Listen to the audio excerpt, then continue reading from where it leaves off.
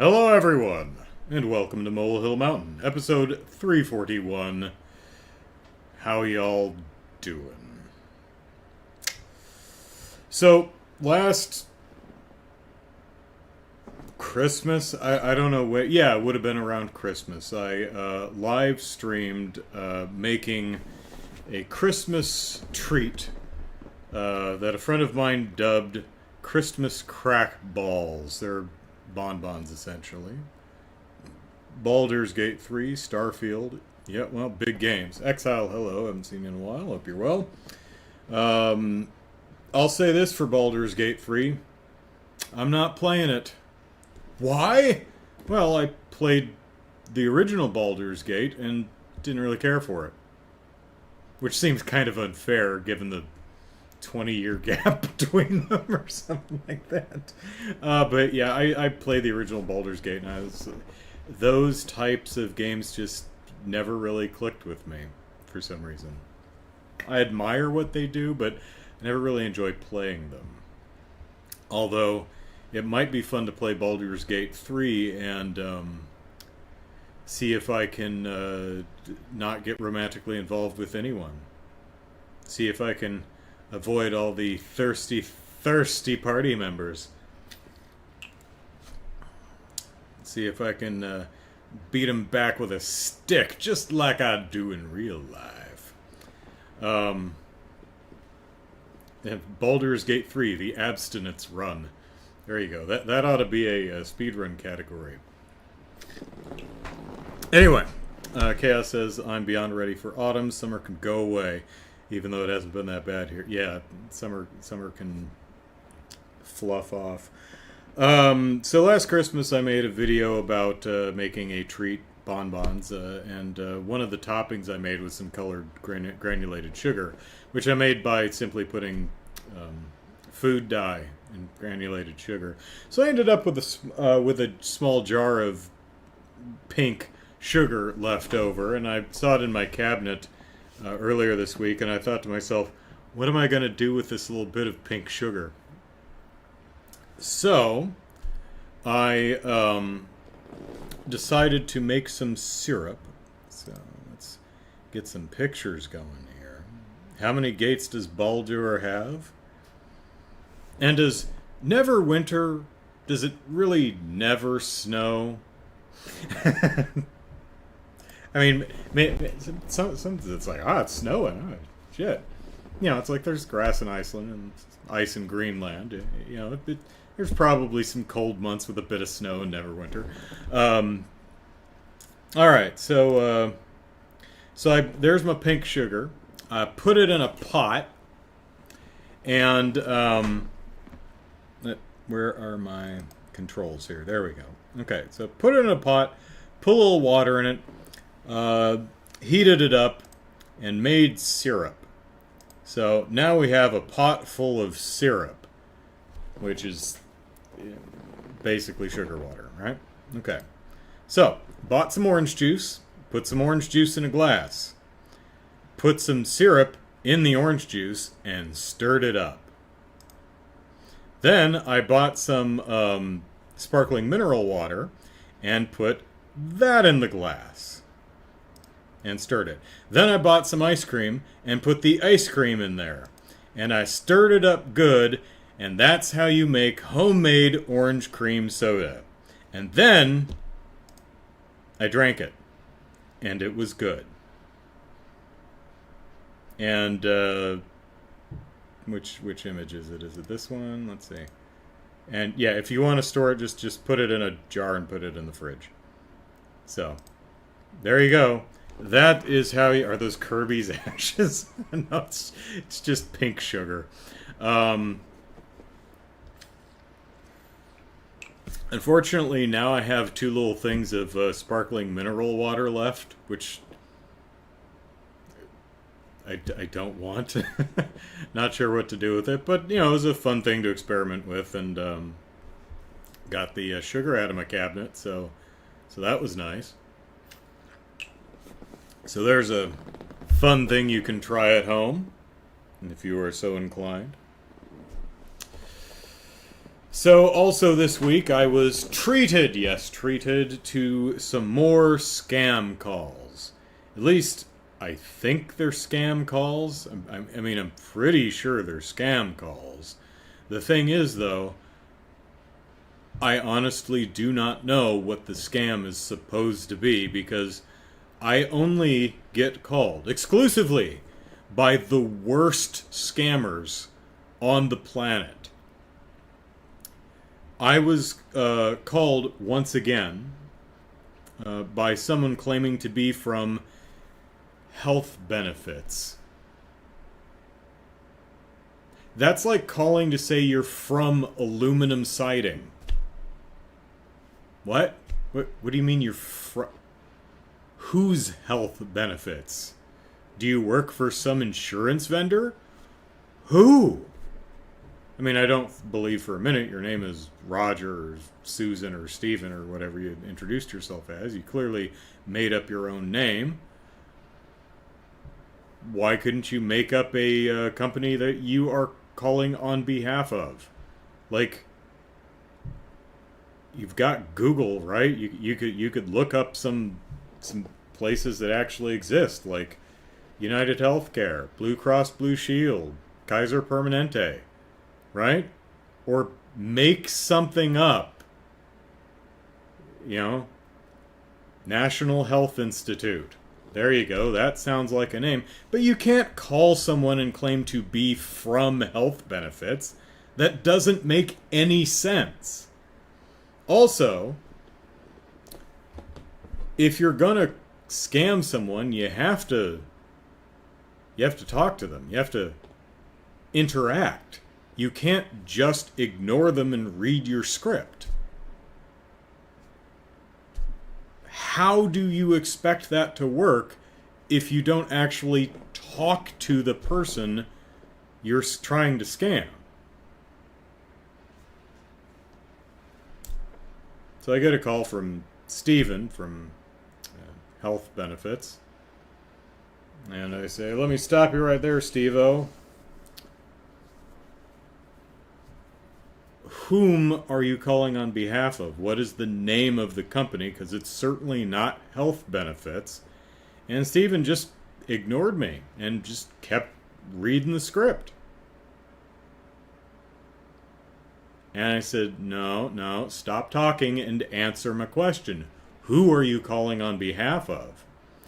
And then they got to the end of their script, and I said, great, who are you? Who are you calling for? And then they hung up on me. Okay. Another one called up and asked me, it was another health benefits kind of a thing, but was a bit more specific and actually communicative. Wasn't stuck on reading a script. Company's name goes here. Yeah, there you go. They were talking something to do with Medicare. And while I understood each individual word that they used, when strung together in the particular order that they strung those words I knew together in, it made no coherent sense as a sentence. And I kept going, I'm sorry, I have no idea what you're talking about. What, are you trying to... I'm trying to, like, give them a little rope here. It's like, are you trying to sell me something? No, not at all. It's like, then what do you want? Do you just want to shoot the breeze about the intricacies of the Medicare program? Are you just a Medicare fanboy? Cool program. Not in it myself. Maybe I will one day, but what do you want? What are you calling for?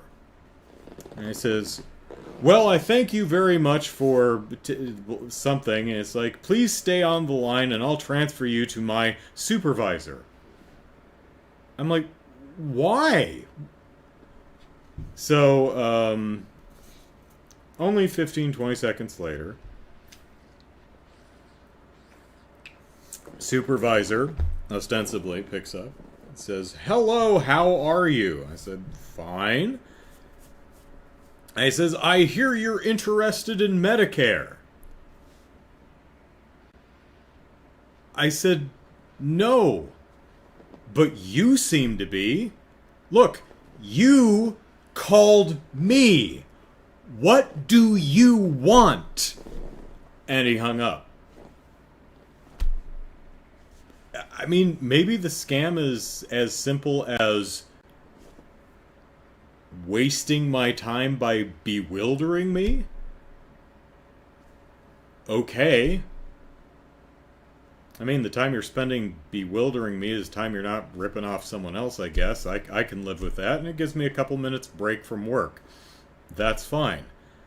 But I am genuinely confused as to what the scam is even supposed to be. Like, how does anyone fall for it? What are they going to... I just don't... I genuinely cannot conceive of how anyone could manage to get ripped off with these approaches. They make no sense. They never ask for any private information. They don't seem to actually want anything. It's unclear what they do want.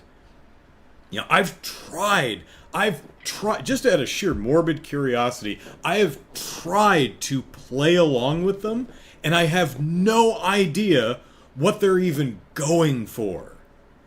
It's like, hi, I'm Susan from Healthcare Services, or from Health Benefits. Okay, hello. Blah, blah, blah, something about Medicare, la da da da da. I'm like, none of this makes any sense. Great, what are you talking about? What do you want? What, you know, maybe if I had Medicare that would actually make sense. I don't know.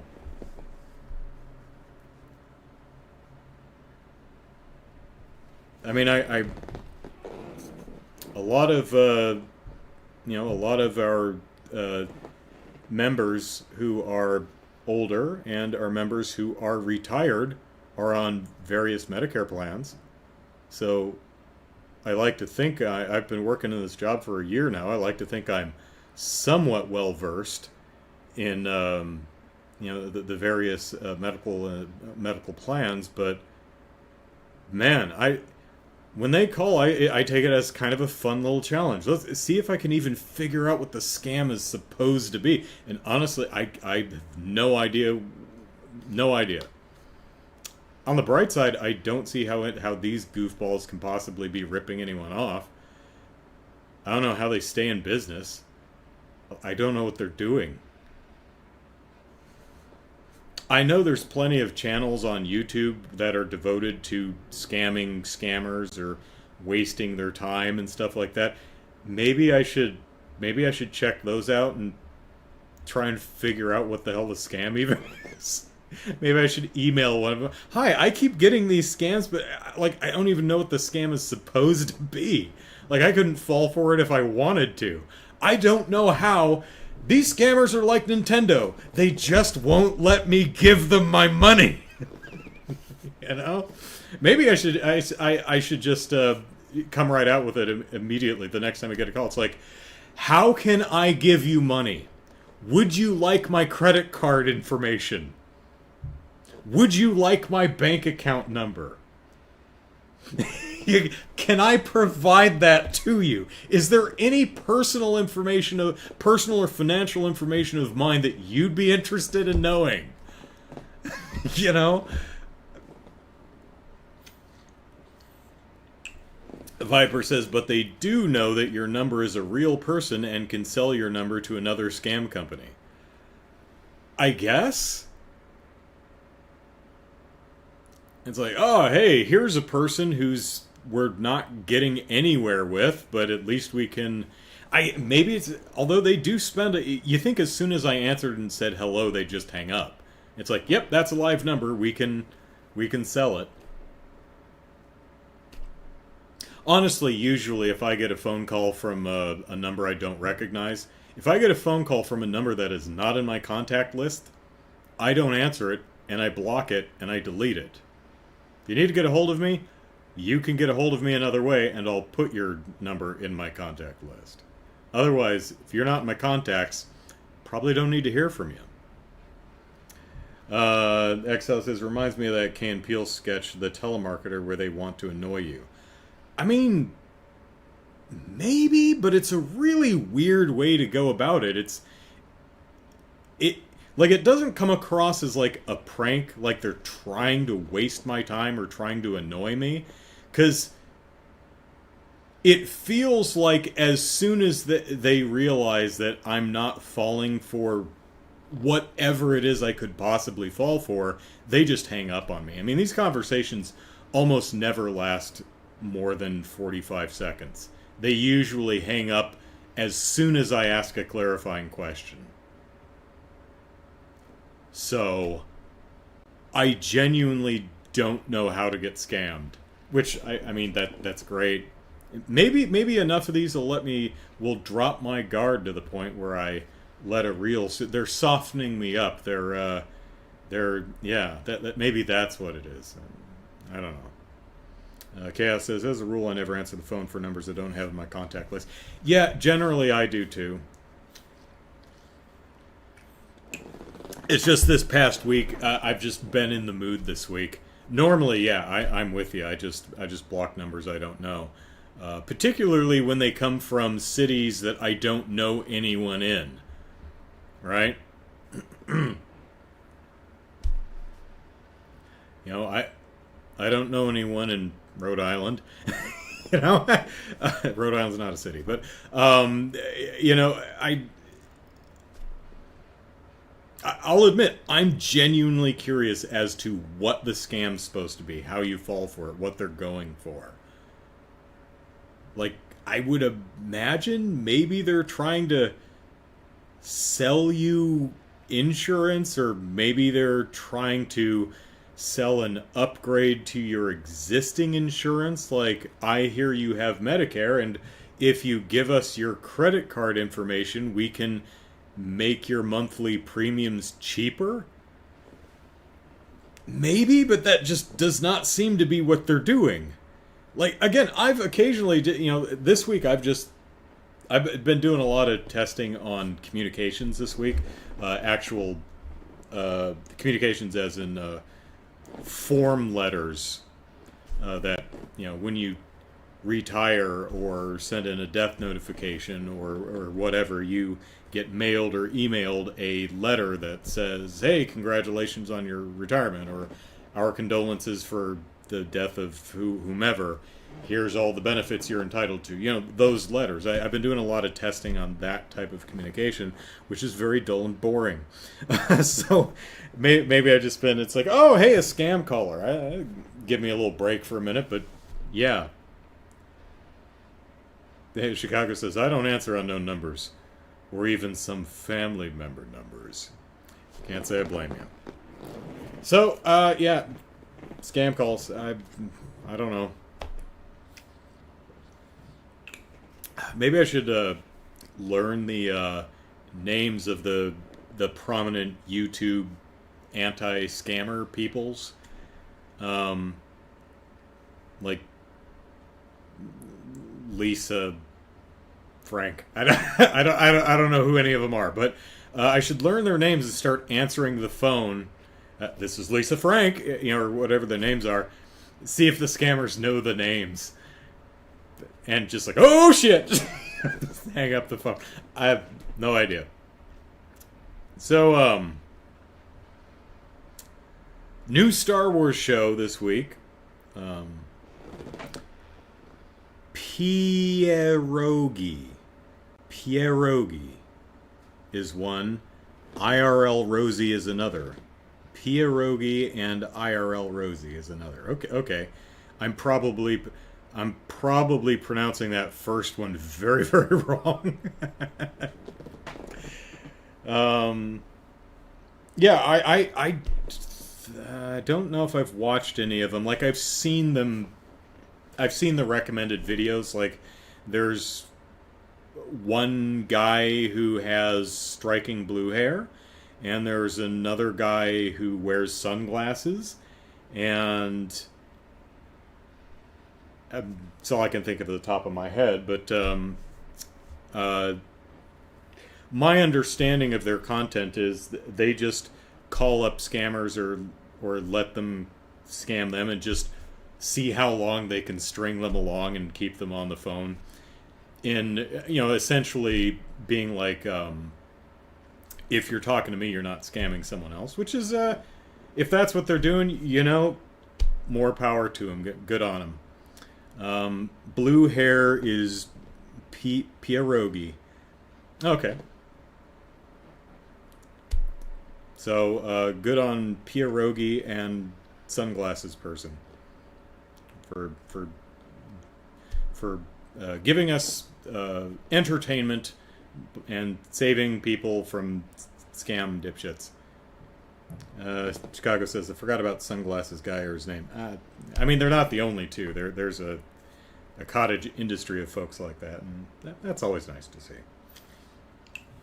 So, Ahsoka came out this week, premiered this week, the first 2 episodes, new Star Wars show, Ahsoka. I don't think it's very good. And then I read a lot of reviews, and all of the reviews generally thought it was pretty okay. And I was like, I seem to be in the minority on this one. Most of the reviews seem to be something along the lines of, it's, you know what? It's very, very Star Wars. Yeah? Yeah, it sure is. Although I wouldn't say that any of the Star Wars projects have not felt like Star Wars. They've all... I can't think of any of the Star Wars projects that just haven't felt very Star Warsy. They've all been pretty Star Wars to me, but... I mean, because most of them are about established characters like Obi-Wan Kenobi or Boba Fett. I mean, even the 3 seasons of The Mandalorian star proxies for Boba Fett and Yoda. And they've got Luke Skywalker in them.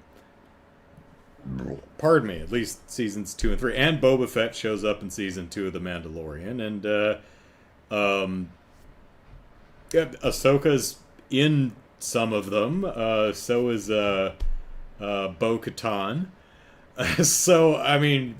And there's Jedi and lightsabers in most, but I think Andor might be the only one that doesn't have any Jedi or lightsabers in it.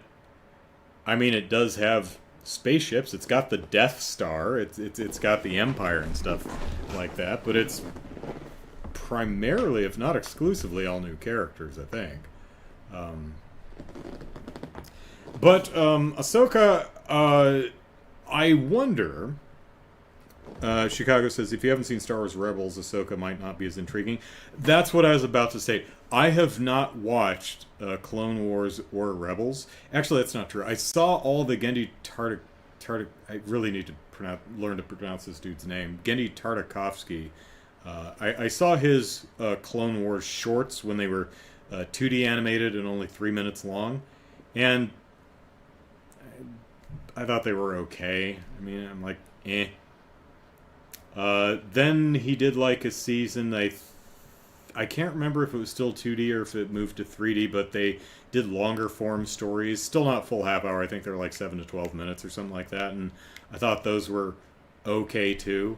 And then once they went to series with, full 22-minute episodes of 3D Clone Wars, I never saw any of them, and I didn't see Rebels either. So, I mean, I'm aware of who...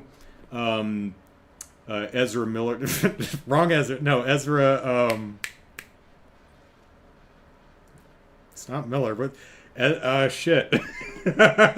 Ezra, whatever his name is, from Rebels, Bo-Katan,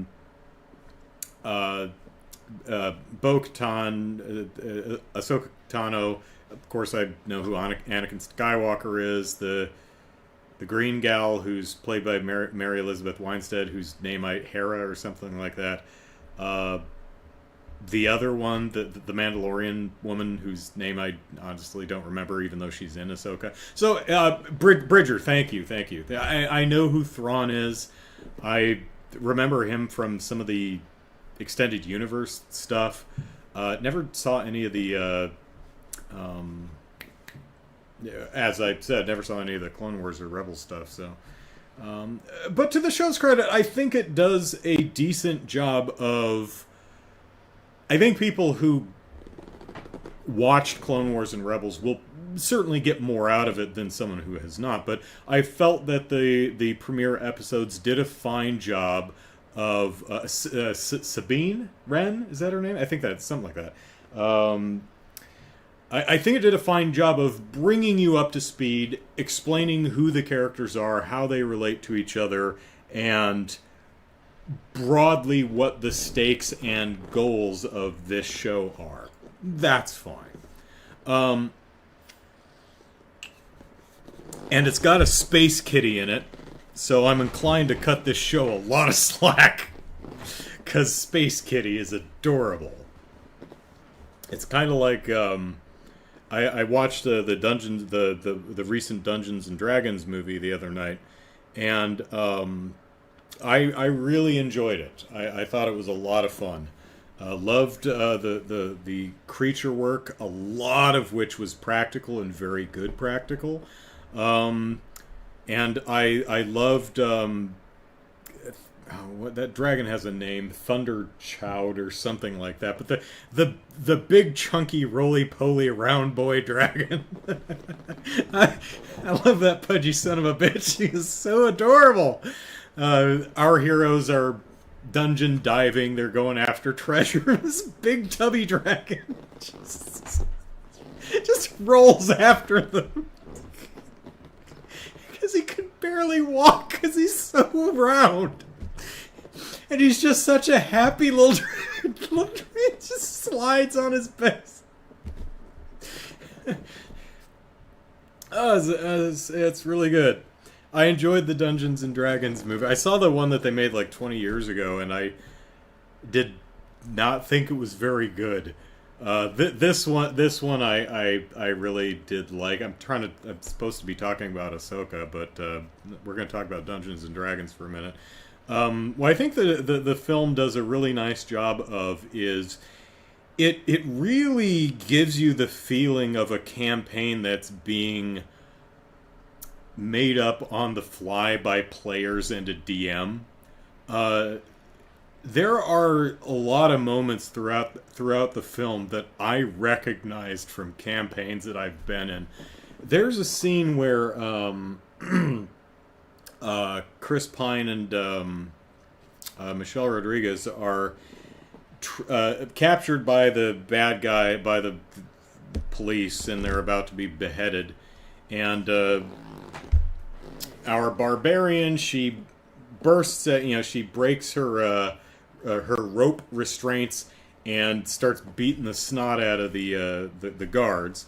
Meanwhile, our bard is like, and you can just imagine the player saying to the DM, I'm going to abrade my rope bindings on the corner of that stone step to try and saw through them and break my restraints. And the dungeon master's like, all right, roll for it. 1. Yeah, the ropes don't break. Okay, I keep trying it. So you go through, a barbarian beats up more people. It's like, all right, roll again. 1. Because Chris Pine sits there throughout the entire scene going like, what? And they're trying to get, and it totally feels like this poor asshole just constantly rolling ones and just not meeting the proficiency check to saw through his damn ropes. There's a paladin that shows up in the middle of the adventure who is just a stick in the damn mud, and I have seen players overcommit to either character class or character alignment, and they're just like, it's like, I am lawful good, motherfucker. I am gonna play this paladin to it. It's like, oh my god, and everyone hates them. And the movie really gives off that feeling of an actual legitimate Dungeons and Dragons campaign where players are making stuff up on the fly. So is the DM. Everyone's just kind of goofing and dicking around with each other and trading barbs. It pulls that off, I feel, while also maintaining an actual coherent narrative. So, and again, it's got that big pudgy dragon in it. Um, oddly, no beholders. Beholders are actually name dropped at some point in the movie, but there's no beholder in the movie, which I was genuinely surprised. That's other than a dragon. There are dungeons, there are dragons. Um, One of the more famous monsters from that series is the beholder. That's one of those beasties that everyone recognize. Well, there is a mimic in there. I think pretty much everyone recognizes mimics. But things like what's the displacer beasts? Yeah, I knew what that was when I saw it. It's not one of the more famous, like more recognizable. Like, how many people know what a gelatinous cube is or does? I don't know. I don't think it really lessens the impact of those monsters' presence in the film, but I'm just surprised there were no beholders. That's all I'm saying. Yeah, since I stopped caring about Star Wars when they killed off my favorite character in Star by Star. Who is your favorite character? I probably haven't heard of them if they're EU, but maybe. What else? If you're a stickler for rules, although I have no idea which rule set the movie is ostensibly adhering to most closely, they seem to be like, just from my, I'm not huge into D&D, but the only stuff I caught where the back of my mind was going, you can't do that, is stuff like how frequently magic users can use magic. Generally speaking, you gotta rest. There's not a lot of times in D&D where you're just pew pew pew pew. You just spell after spell, and you know what I can do with it. There's a sequence where the what is she, a tiefling or something like that? She's a there's a name for it. You can change into different animals. There's a name for it. I forget. But there's a sequence where she changes forms like 6 or 7 times in 2 minutes. I'm like, yeah, that wouldn't happen. Now you'd have to take a nap.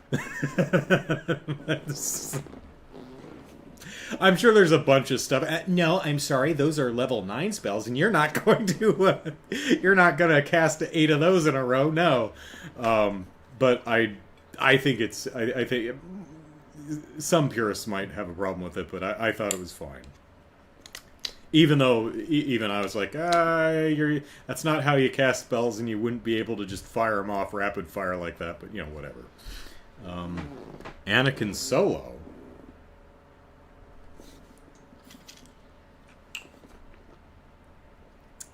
Did Han and Leia have a different kid in the EU? That's actually kind of as weird as naming him Ben. I don't know if that's naming him Ben was super weird. I mean, I do like Kylo Ren in the sequel trilogies, but sequel trilogy. But anyway, let's talk about now that I'm done yammering about D&D. Let's talk about Ahsoka. I didn't not enjoy my time watching the first 2 episodes, but I don't think they're very good. Mainly because I thought they were just kind of boring. All the characters are boring. They're very flat and dull. I like all the actors. Like, Rosario Dawson's great. Mary Elizabeth Weinstein's wonderful. Clancy Brown is in it for the couple of minutes, which is always nice. Whoever the hell's playing Sabine seems really good. Who's doing the voice of the robot? Is it David Tennant, maybe? Sounds right. I'm pretty sure I read that in the credits. Correct me if I'm wrong. Let's see. Twins, Jason and Jay. That's right. I remember. That's right. The twins. I remember that. Did I read that? I wonder if I read that or if I'm just kind of remembering friends in 8th grade talking about it. Because what was his name? Timothy Zahn, I think. His trilogy of books came out when I was like in 6th, 7th, 8th grade, somewhere around there. And they were really popular among, the kids in school. So I may have just kind of absorbed some. I know I've read some of it. What I really remember reading is the novelization of Shadows of the Empire, because I played the game. This would have been later. I think the game came out in '96, so the novel was probably the next year. So it would have been in high school. It is Tenet. Okay. That one, yeah, I would have been in my late teens. That's probably why I remember it a lot more vividly than any of the EU stuff, which the stuff I read, I probably read in like 7th, 8th grade. And I can barely remember what I had for breakfast, so... Yep. Yeah, I don't remember my childhood anymore. Getting old. Getting old. Let's see, Cass says they were born in Heir to the Empire, the first of Timothy Zahn's Thrawn books. Yeah, Heir to the Empire... I can still remember the cover. It's blue. I think it's got a guy doing this on it. What are the other two called? Shit. I probably read that one at least. I don't remember. Ahsoka. The biggest problem I have with it is so far the characters aren't like allowed to do anything. They're all so stoic and boring, and I mean, Jedi are oftentimes portrayed as people with sticks firmly wedged in their butts. They're like paladins. They're boring and annoying. And in Dungeons and Dragons, that's the joke. But the paladin is not the main character of the Dungeons and Dragons, which is good, because he's boring. Ahsoka is boring. I love Rosario Dawson, and you can see she's doing her level best to exude some warmth and emotion, just something, but the script and story is just not allowing her to do anything, at least not yet. The only one who's actually coming through a little bit is Mary Elizabeth Weinstein. Is what is that character? Hera or something. She's the only one who's actually getting a bit of personality through and having a bit of fun. I mean, she snarks at someone, she throws her credentials around, she banters with her droid, which is fun. Sabine is also just very sullen and morose. Everyone is boring. The new bad guys, which is Ray, guy just passed away too, which just sucks. Ray Stevenson, I think. As the bad guy Sith and his apprentice Sith, they look cool, but they're boring as hell because there's just nothing going on there. There's also the witch lady, which, oh hey, we're getting into some of the more outside the box mystic stuff. Neat. But there's no character there, at least not yet. Everyone's just stoic and super serious, and everything's important, and it's just really dull so far.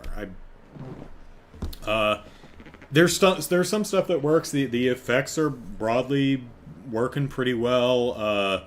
The action is well staged if we've seen it before. Like the opening Sith attack is like wandering down the hallway, smacking dudes with your lightsaber. We've seen that a couple of times now. It's well executed, but it's nothing new. Sabine is another in a long line of people who have been run through by a lightsaber, and it just doesn't seem to matter. Man, Qui-Gon Jinn went out like a punk. I think he's the only Jedi who's been stabbed with a lightsaber and died.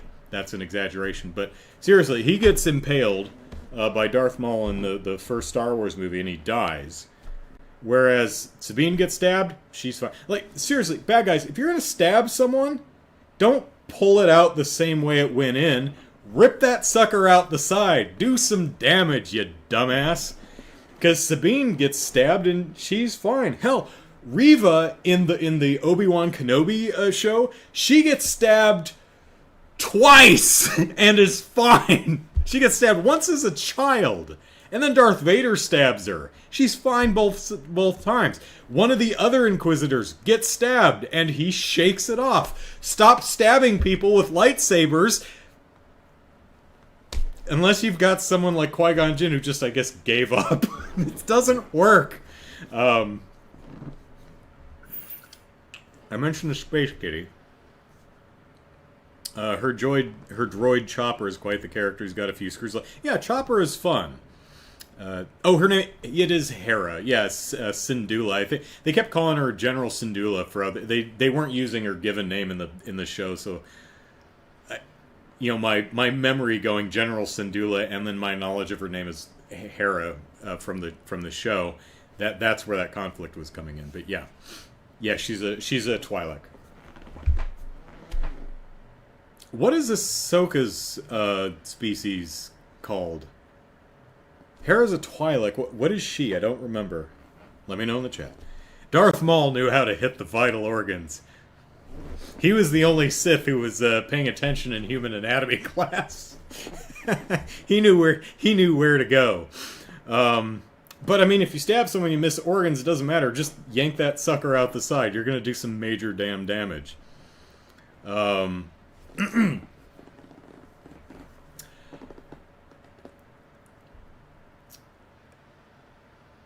Togruta? I don't think I'd ever heard that. Huh. Interesting. So, narratively, I'm finding the show so far unsatisfying. I had mentioned that I think the show does a good job of setting up, particularly for new viewers, who everyone is and what the general stakes and broad desires of each character are. Which is good. I want a little bit more than that, because there's a big question of, okay, but why behind a lot of that? For example, you remember in Force Awakens where they did this thing where there was a map to Luke Skywalker? Like, in a galaxy with interstellar travel at light speeds, and as Ahsoka just pointed out, intergalactic travel too, apparently, that you could actually have a map to a person. Like, someone sits in one place long enough for someone to actually make a really complicated map. That's weird. That's stupid. And as much as I enjoyed Force Awakens, and I did, that whole map to Luke Skywalker thing, that was just kind of a dumb idea, and it doesn't make a whole hell of a lot of sense. And then they, tripled down on that nonsense for Rise of Skywalker, which might be the worst Star Wars film, but it has really good characters in it, so not sure how that evens things out. Like, I love, Rey and Poe and what's John Boyega's character's name? Finn and Rose and Chewbacca and all the rest. I love all these characters, and they elevate a genuinely shit movie. But Kylo Ren, love him. But they do this thing where there's a map to a map that maps to a. There's the map at the very beginning of the movie which you don't even find out what that is, and for a little bit you just see Kylo Ren somewhere fighting dudes to get a thing that you don't know where he is or what he's doing and why. And it's like, oh, he's getting a map to go to the floaty pyramid with the lightning underneath. Why is there a hidden map to the... Why is that even a thing? It's so weird. Anyway, the map thing, stupid. Guess what they're doing, Ahsoka? The map thing. So General Thrawn is apparently just sitting in one place and has been there for so long that they made a map, like a real intricate puzzle box, like lament configuration kind of thing, that they hid in a temple that seems to be built specifically to house this mechanism, and it's like a whole Indiana Jones temple kind of thing that Ahsoka has to raid to find the map, which actually goes in another special Easter Island-like location that does a star map so you can figure out the path to where Thrawn is. And it's like, this is dumb and it makes no sense. But whatever. Okay. So, the bad guys want to get to Thrawn. The good guys want to get to Thrawn. One, to stop the bad guys, and two, because maybe Ezra's not dead and he's there? Who knows? Although we do have one masked bad guy, so... one very conspicuous masked bad guy. It's like... I mean... It's either going to be Ezra or it's going to be someone we've never seen before, which is going to be completely unsatisfying. Although I've seen that in plenty of stuff. Hell, I've seen it in Star Wars. Like when, what's-her-face, who, Emphas Nest in this Han Solo movie, she takes off her helmet, and it's played like it's this big reveal, but we've never seen her before. We have no idea who she is. She's like, dun dun dun, and the music is like, oh my god, and it's like, who's that? We've literally never met her before. It's not a reveal if you don't know who it is. Remember when they did Metroid Other M, and part of the original trailer was that one guy in the blue power armor, and the faceplate opens up and he goes, hey, Samus, remember me? No? No, who are you? Never met you before. Who the hell are you? It genuinely... You can't do a reveal of something that no one's ever seen before. It doesn't work, you weirdo filmmakers. So anyway, they need to get to General Thrawn. Why? I don't know. It might make more... The map thing might make more sense if it was like Thrawn's body was squirreled away in a hidden location, but there's a map. Well, okay. And we need his body because he has the genetic code for something we need. Or, you know, he was buried with the amulet of whatever that unlocks a thing or has something, you know, something. But a map to a person, especially in a reality that has intergalactic travel, is really weird to me. And all the characters so far, except Hera, she's the only one who's got a little bit of personality going. And it's not not the fault of any of the actors. It's just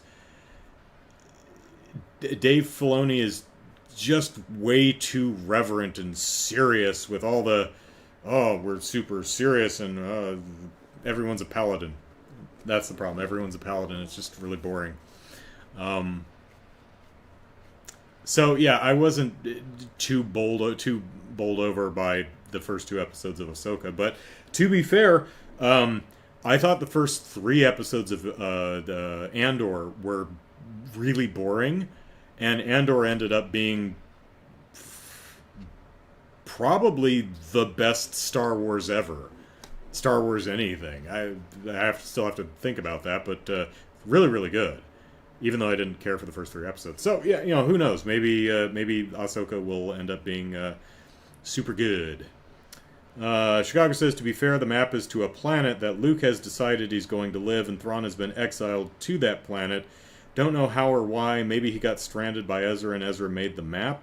Yeah, I don't know. It's just weird. The whole thing is just kind of weird. I mean, it's one of those things that's like, okay, it's space, sci-fi, fantasy story. I don't really care. But the whole conceit is just kind of odd. There's a map. Oh, a map to what? To a guy. Is he just going to stay in the one spot? Why did someone make a map and an entire temple? Who did that and why? It's just weird. I'd find it much more interesting if, I mean, maybe the map is just a shortcut because they don't want to do the thing where the characters have to investigate and sleuth out where the bad guys are or something. They don't want to do a detective show. And okay, fair enough. So, I mean, if you don't want to do that, fine, just put it in the text crawl. Our heroes found where General Thrawn is, and they're racing the bad guys to get to him first. Also, I'm just not clear what the bad guys or anyone else are gonna do once they get there. Like, what are the bad guys gonna do? Give him a ride back? Is that the plan? We just need to go get him? Was that the whole thing? Someone just escorted a Thrawn to a different planet in a different galaxy and said, now you stay there. I don't know. I mean, there could be, and there probably are, really valid reasons that when explained you go, oh, okay, that makes sense, but I have no idea what they are. And I find that mildly frustrating. Still, there's a space kitty. So there are things to enjoy in Ahsoka so far. Is Thrawn not a Grand Admiral? That sounds right. Grand Admiral Thrawn. Probably depends on where in the timeline you are. Like Ahsoka, not Ahsoka. Hera has not always been a general, but So, yeah, we'll see. Yeah. So, Amazon announced a couple days ago a Fallout series. Amazon, well known for its adaptations of beloved IP. So they're doing a Fallout series. Chicago says someone has to go to the planet Thrawn is at, pay off his bar tab so he can finally get off planet. He's been working in the goddamn kitchen the entire time, trying to pay off his fucking tab. Now that I could get behind. I like that. I like that. Alright, what's it talking about? Oh, Amazon Fallout. So, a couple days ago, Amazon tweeted a little postcard advertisement for the new Fallout television series. And I looked at it, and I went, oh, neat. A Fallout television series. That could be... What the hell is wrong with the cars? What the hell is wrong with the build... Oh God! Is it? Oh, this is ugly AI art stuff. So, yeah. Here's the here's the art. Now the text is fine. The animated dude character guy is fine. That's clip art. But look at the look at the cars. Like. The first thing that caught my eye was, I think, the third and fourth car forward. Just the weird chunkiness on the side of the cars just looked wrong. And then I noticed, like, the lead car has two fronts. Like, that seems to be a line of cars driving away, but the lead car also has a front on its butt.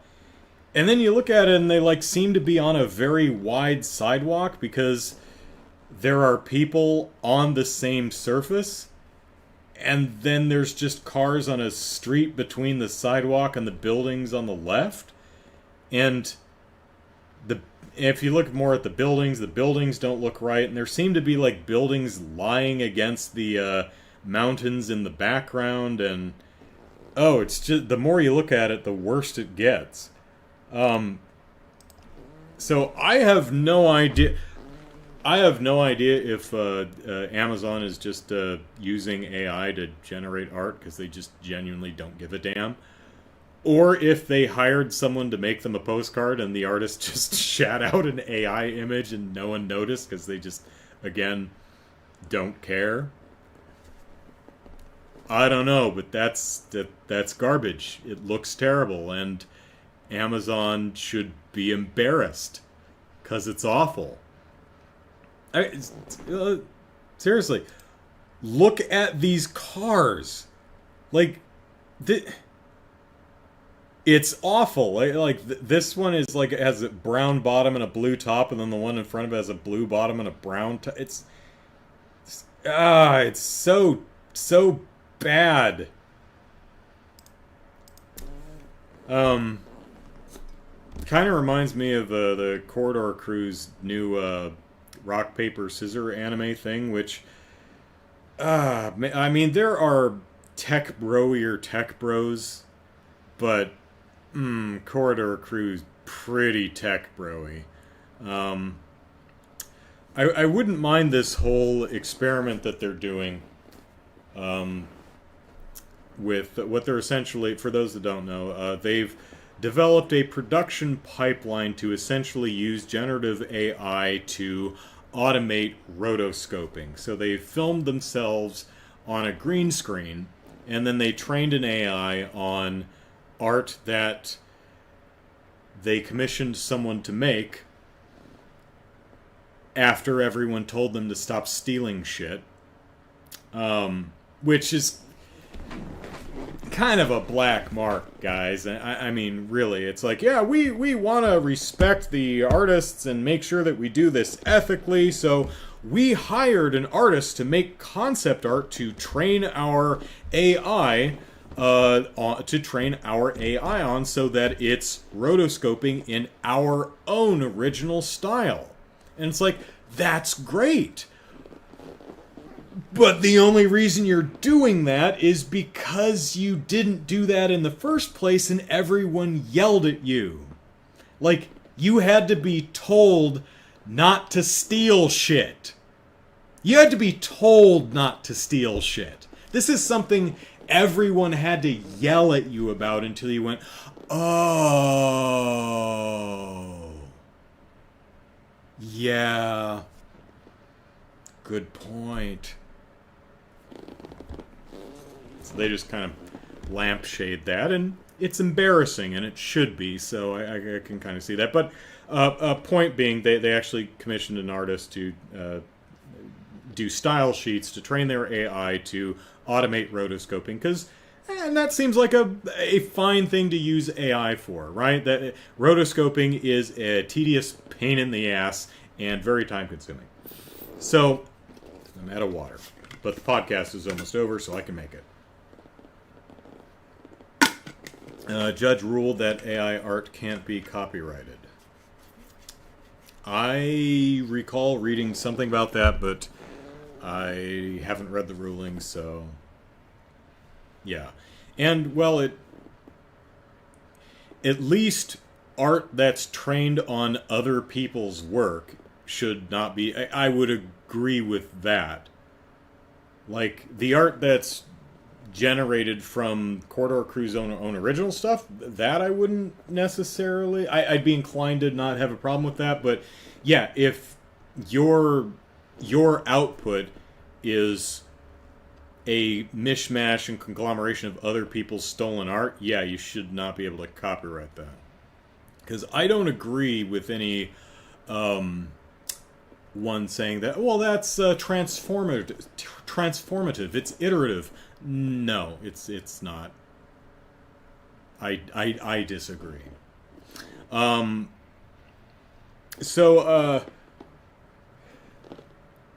I don't mind, getting back to what I was saying, I don't mind the whole idea of the using generative AI to automate a tedious and labor-intensive portion of a artistic production pipeline. There could be value there. I think we've got this new technology, let's experiment with it and see what we can do, see what's feasible, see what may not be feasible. You never know until you try. You can't know where the line is until you jump right across it, right? That's all fine. And from a proof of concept and just experimenting with technology and playing around with stuff, it's fascinating and it's fun. The problem is, for me, is how Corridor Crew is inclined to present it as, we have just revolutionized animation. We've changed the industry forever. We've democratized art. I'm like, no, you have not, you tech broy dipshit. But I think one of the things that honestly sticks out to me the most is at the end of the day, the end product is garbage. I mean, I don't know if any of you have actually seen the finished work. It's unsellable. No one would buy that. It's awful. It is terrible. And I'm not talking about like the narrative or the story or the performance or the acting. What's particularly interesting is that everything about their short film that isn't the generative AI is really good. Like the editing is really good. The 2D animated effects are really good and really creative. The lighting and the other additional effects. The artistry is actually genuinely really good. It's that AI rotoscoped shit that looks unbelievably awful. I mean, the eyeballs are constantly crossed. The characters have like 2 rows of teeth like they're damn sharks. Their hands are on backwards half the time. Also, what I didn't realize when they were kind of showing off it, like, here's our production pipeline, here are the problems we ran into, here's how we solved them, they clearly edited that to make it look, to present it in the best light, because if you actually watch the short, a lot of the short has less animation than a given visual novel. Like, a lot of the characters that aren't the, like, 4 members of the cast that actually shot themselves live action in costume and then were rotoscoped over by the algorithm, are 2D cutouts, are just characters drawn on a single cell and just holding a single position. They rarely ever move or are redrawn. It's understandable. That shit's time consuming and expensive. But they also had to hire a bunch of people to, render out all of their shots. Now, to be clear, the technology is going to improve, right? It's going to get better. But the thing that just kind of shocks me is their reticence, nay, their complete unwillingness, if not absolute blindness, to how genuinely shit their output is. And it is garbage. It looks like shit. Again, it'll get better. It's, as a proof of concept, as an interesting experiment with new technology, it's pretty cool. But I would appreciate some honesty in them admitting that it's not there yet. It's fun, it's neat, it's got potential, it's really cool, but it's clearly not there. And it's not. And that's okay.